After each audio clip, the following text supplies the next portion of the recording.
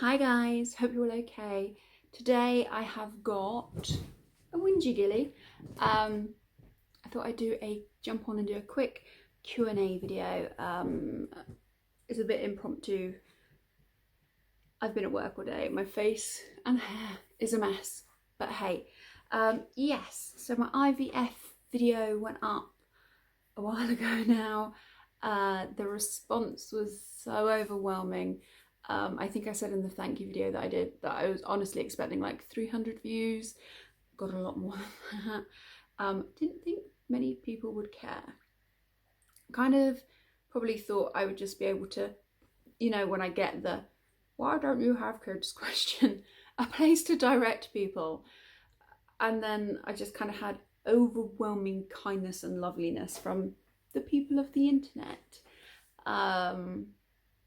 Crazy. Anyway, there was a few questions that was asked repeatedly, and if you know me, you'll probably know I'm not the greatest at responding to comments. So I thought the easiest thing would to hello Darwin. I thought the easiest thing would be jump on, answer the questions. If there are any questions I miss, don't knock things, you. If there's anything I missed, you can ask in the comments and I might do another one of these. But yes, let's answer some questions. So, I think the biggest question was, why did we keep it a secret? And I thought I kind of explained it in that video, but it was mostly because I suppose me and John, at the first round, it would have just been really nice to have announced like everybody else gets to, you know, when people without fertility issues get pregnant, they just get to do an announcement, don't they? Like, they just go, "Mum, Dad, we're pregnant," or, you know, they get those cute pictures on Instagram or Facebook, or, and we wanted that. And yeah, it was not necessarily being secretive, it was just kind of keeping stuff private, and I think that's different. I think it might have, in hindsight, it probably been better if we'd done it from the beginning, but obviously hindsight is a beautiful thing. So yeah, I think that's kind of the best I can answer that. I'm on a bit of paper because I'm old school, so I've got a few questions about my NHS comments. I don't think I was very clear in my video. So a lot of people asked, you know, why did I think the NHS should pay for our IVF? You know, the NHS has very limited budgeting. You know, was I not given the right information by my doctor before I lost the weight? And yes, the IVF, the NHS is very stretched. But what I probably didn't articulate properly is when we went to our first appointment and was told "you're fat, go away," we were told that my BMI needed to be X to qualify for funding. So that was it. Obviously it takes time to lose 9.5 stone, which is what I did. So I went off, I lost my 9.5 stone, and when I went back, the requirements had changed. So that, you know, the appointment that I had the first time, I got that BMI place, but they had reduced the scale that they were accepting. So that's kind of why, you know, I really did go in there thinking, hello, free IVF. And I was told, no, we've actually changed the rules. So that's kind of that. I've got two dogs pawing each other. So that's kind of, I probably didn't explain that very well in my other video. So yes, so that's kind of why I struggled, because I'd met the guidelines and the NHS, or the it changes from catchment to catchment. So the NHS where I live, the requirements had changed. So that's why I was so frustrated with that situation. I hope that answers the questions. It wasn't that I thought I was special or I should have got extra treatment because I'd lost so much. It was literally because I was told I needed to be in a BMI of X. I got to a BMI of X and they'd changed the goalposts on me.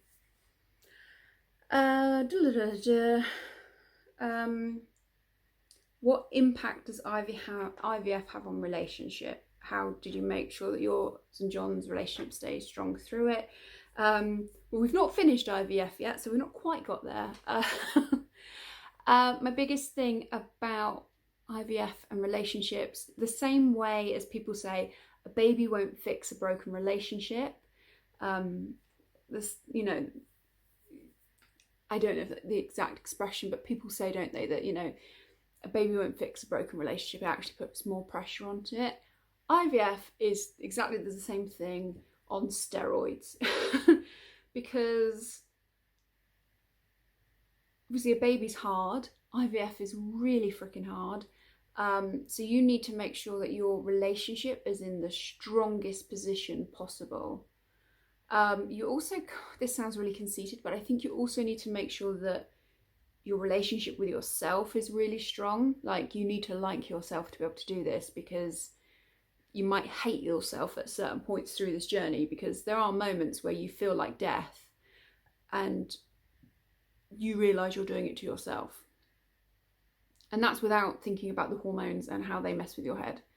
So, John and I have obviously been together a very long time. We've been married since 2010. We were together like 7 years before we got married. So we were very strong, sturdy, don't quote conservative, strong and stable, but we were in a very strong place. Yeah, we had moments where it got rocky. John is my rock. I know some people find our relationship very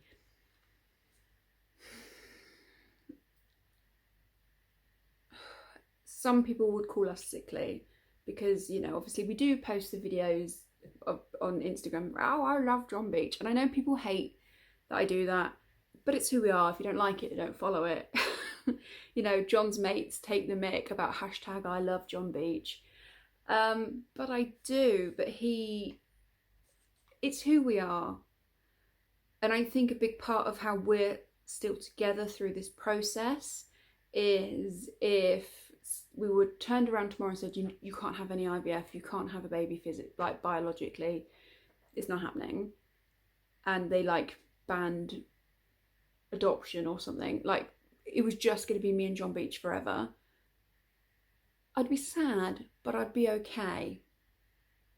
Does that make sense? Like, I would choose John. It sounds a bit weird. Obviously, we're putting ourselves through this and we're spending a lot of money to do this, but I would choose John over a baby. And John would choose me over a baby or a child. And I think you kind of have to be in that place. Like, John is enough for me. I'm enough for John. I'm probably too much for John. Hello, darling. But that's how we are. And the baby wouldn't be to make us, to fix us in any way or to complete us in any way. It would just be to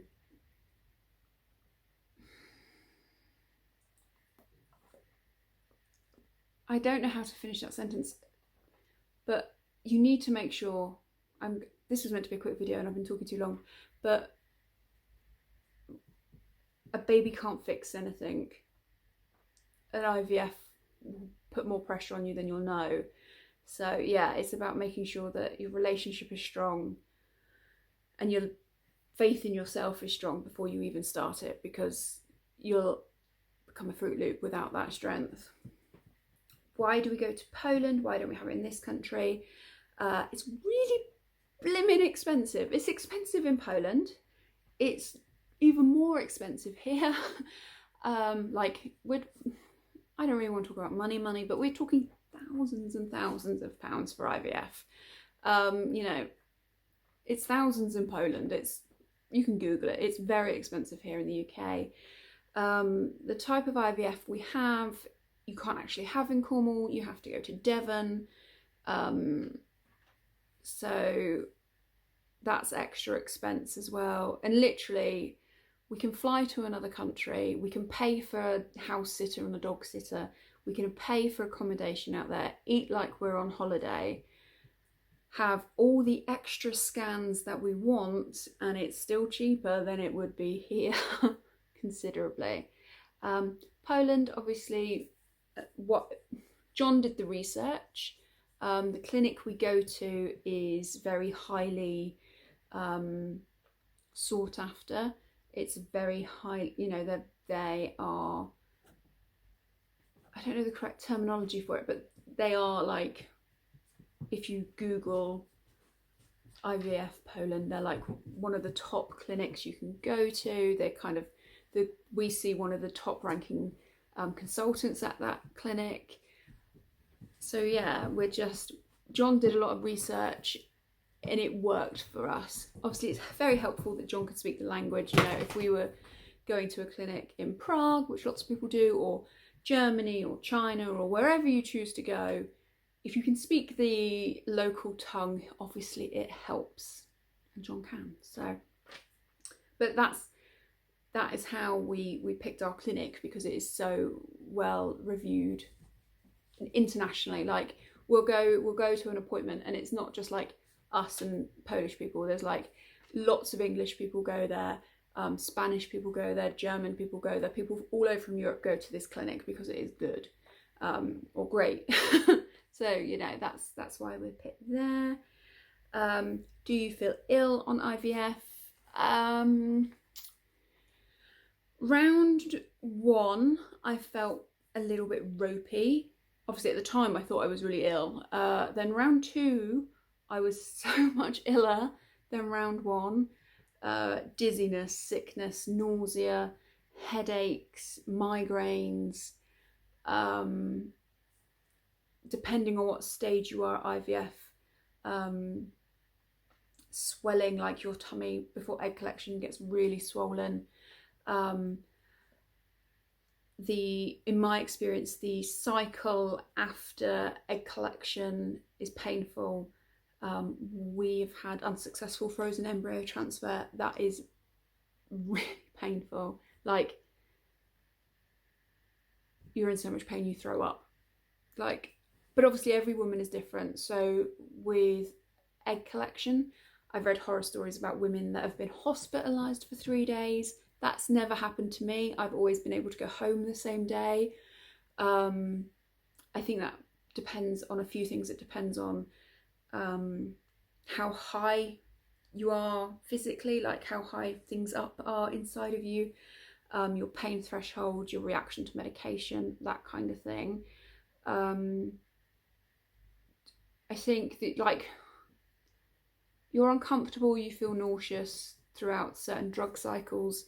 I've only, in the entire time of like my 2 rounds of IVF that we've already done, I've only ever taken 3 days off work sick. That was after our last failed transfer. I couldn't have physically gone to work without getting too graphic. Obviously you've had embryos put in you, they're coming away. I couldn't physically have been in a work environment to deal with that. But yeah, that's the only time I've had to take time off sick. Obviously I've had time off as holiday, but that's all kind of been pre-booked and pre-arranged for hospital appointments, doctor appointments, trips away. Somebody asked, who, I don't want to name anyone because because a lot of people shared their own journeys. A lot of people asked about scans and things in the UK. So what you may not know is if you're having private work, so IVF is deemed as private, and obviously we're going with a clinic from outside the UK, but some of our scans have to be done here. So normally before you go, we fly out for collection, you have to have a baseline scan or a date with a wand if you're in the know, and some blood tests done, and it's all part of the down regs situation. We have that done in the UK. No, it's not free. Yes, we still have to pay for it, even though we go to the same NHS hospital because it's classed as a private service. I see the exact same nurse I would have seen if I'd done a free NHS cycle. I just have to hand over money for it. But They are very nice, they're very professional. You just pay the nurse as if it was like a private hospital, I suppose, but it is done in the NHS hospital.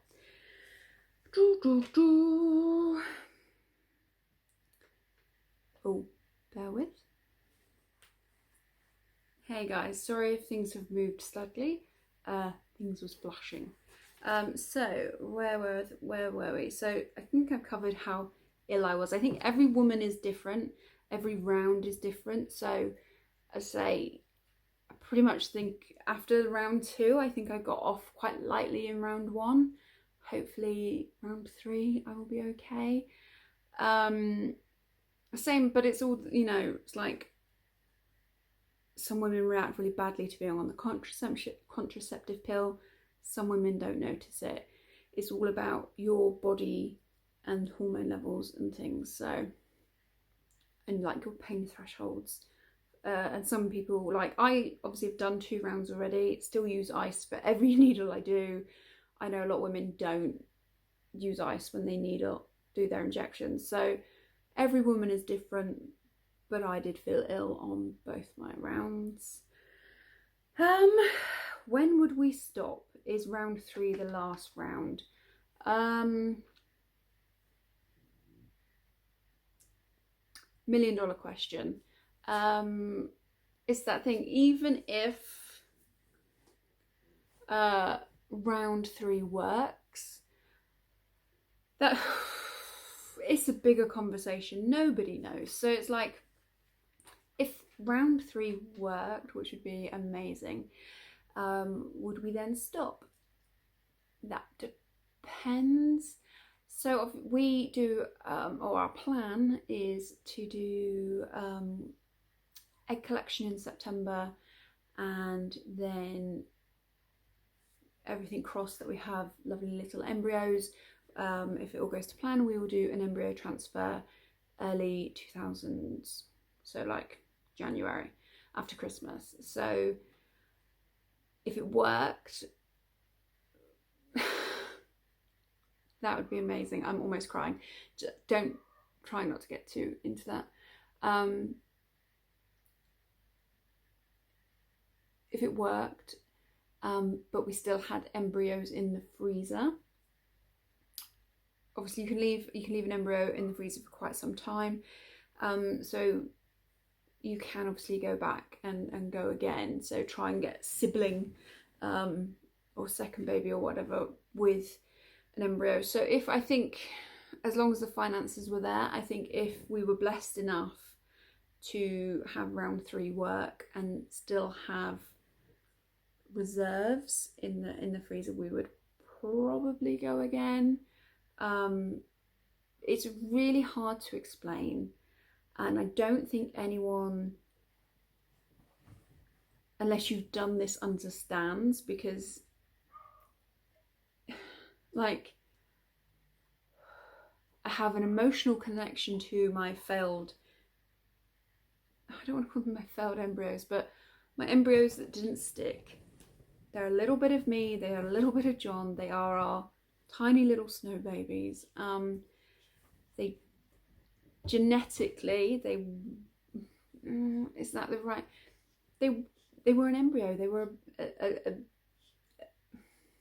they were our snow babies, and they were put in me and they didn't stick and they didn't work, but I still feel like I've got a photo of them, and that sounds weird to anyone that hasn't done this, and I know that, and I don't expect anyone else to understand what I mean, but they're mine, and I'm connected to them. So, and it makes me sad that they didn't work, and I'm not gonna cry, but what I mean is, I think if we are lucky enough for round 3 to work, and we end up where we have a baby, but we still have embryos in a freezer in Poland, long as I think we probably would go back and use them, because obviously if you don't use them, you have to sign to destroy them, and I don't think I could do that. So definitely it would be a case of using them rather than destroy them. Some countries you can put them up for like embryo adoption, but I don't know the rulings of that in Poland. I don't know the rules, so I can't comment on that. I know in some states in America you can donate your frozen embryos to other couples going through the process, but I don't quite know how that works in Poland, so I don't know. If it doesn't work this time, I don't know. Again, I can't answer that question. After our last failed FET, I said never again. I kind of talked on that in my last video, and then I changed my mind. So I feel while I am young enough, while I am healthy enough, while I am emotionally stable enough, and while we are financially in a situation where we can do it, we may do it another 4 times. This third time, I may never do it again. You can't put a timeline. I can't put a timeline on this. I just can't. Food, weight. There was lots of questions about that. Obviously, I talked a lot about my weight when I was talking about the NHS. Going privately, I have never been weighed at my clinic, ever. I have been asked for my weight twice, both times because I was going under anaesthetic, because at my clinic, when they do egg collection, they knock you out. So I literally needed my weight for the I can't say that word, for the person that knocks you out before surgery. So yeah, my weight has never been an issue at my clinic. But I think I said in my last video, if I'd paid to go private here, my weight wasn't an issue. So yeah, that's never been a problem for our private clinic. Food wise, where we go, they're very relaxed. They don't have a certain agenda that you have to follow or regime that you have to follow. Like our specialist, our doctor, he kind of said something along the lines of, if you want a glass of wine, drink a glass of wine, just don't drink the bottle. And that's kind of his mindset. So it's been rather free, their side of things. Obviously you do a lot of research while you're doing IVF. I've spoke about it before. I'm doing lower dairy, like I've given up milk and tea and things, and when we go to Starbucks I'm having almond milk. So yeah, I'm trying to increase my protein because that's just to make me healthier. There are certain foods that are recommended, but yeah, there's no, like, I know there are some clinics, I've seen things about clinics that want you to do an organic diet, which organic is very recommended. And we've been trying to do more organic veg and things. You know, there are other clinics that recommend a vegan diet, other clinics that recommend that you just eat white meat, but I've seen other people recommend eating steak 3 times a week. So yeah, for us, we're just trying to eat healthy, organic where possible, but not being too crazy about it. And as I said, our clinic doesn't really care about weight. And then how do you afford it? By the luck of God. If you've been with us a while, you'll probably know that we used to go on some fabulous holidays, and we haven't. The only holiday we've been on since doing this is to Poland, and every trip we've gone to Poland, we have visited a clinic, or it's been for blood tests or something. So yeah, we gave up holidays for babies. John works really hard. I work really hard, but I don't earn the kind of money John earns. John's self-employed. He works 6 days a week. He could have probably done with taking on staff or something, and he hasn't. But yeah, John's business is the reason we can afford what we afford. We are very lucky to the fact that we've not had to get into debt for IVF, and won't have to for our 3rd round either. But obviously the pot of money isn't bottomless, so who knows. Right, that's been a lot longer than I thought it was going to be. If you have any questions, let me know down below. Once again, thank you so much for your kind words and support. that we've had so far. It means the absolute world to me and John. It's just crazy, crazy. Right, I'm gonna go because I've welled up a few times in this video. I hope you've enjoyed the video. If you have, thumbs up, comment, subscribe, share, blah, blah, blah. I'll talk to you in the next one, guys. Bye.